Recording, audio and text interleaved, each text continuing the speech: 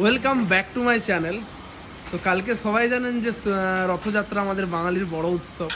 তো সবাইকে রথযাত্রার শুভেচ্ছা ও ভালোবাসা ও অভিনন্দন। সবাই ভালো কাটান কালকের দিনটা।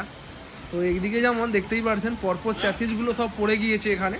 তো এখানে মোটামুটি একটা দুটো তিনটে চারটে পাঁচটা এবং কালকে আরও দুটো চ্যাথিস পড়বে সাইডে। তো মোটামুটি টোটাল 7টা-8টা গাড়ি একসাথে পরপর কাজ চলবে। তো ওটা যাবে কাকদ্বীপ যাবে, এটা একটা মাধপুর যাবে।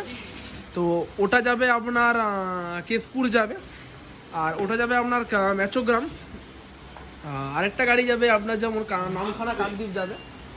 তার পেছন দিকে যেমন সব পরপর রিপেয়ারিং গাড়িগুলোর কাজ চলছে। এটা যেমন একটাই রয়েছিল, সকাল দিকে প্রচুর চাপের মধ্যেও ছিল।